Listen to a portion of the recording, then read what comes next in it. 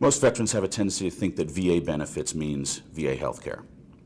And I'll have lots of veterans and family members tell me, oh, I'm already getting my VA benefits because I go to the VA hospital. But they don't realize that even though they were in the military 40, 50 years ago and exposed to asbestos then, now they have an asbestos disease.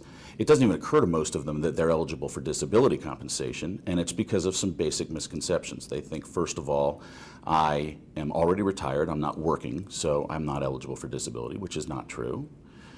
The VA doesn't care whether you're retired for 30 years. If you wanted to work and you have a disability that stems from your active duty service and you can't work, you're eligible for disability. They also have a tendency to believe that the process is so difficult and so arduous that it's just not worth it. And so even if they know that they are eligible for something like disability, they'll just decide they don't want to do it, especially veterans who filed for a different disability in the past and have had some real problems.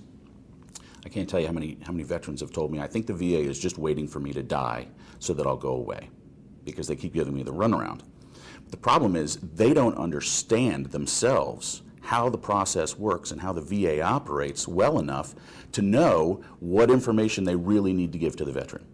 The VA sends him a letter, and the letter says, given that you were not diagnosed with this disease on active duty, please explain to us how this is a service-related condition. And what the VA means is, if you had been diagnosed with this disease while you were on active duty, it would be automatic that it would be a service-related condition and we would just approve it. But since you weren't actually diagnosed on active duty, you need to explain to us how your service was the primary contributing factor to you developing that disease. Or even just writing a letter to the VA that says, here is how I was exposed to asbestos while I was on active duty, here's what I did as a civilian, and here's why I believe this is service-related. And they just give up because they don't understand what the VA is telling them.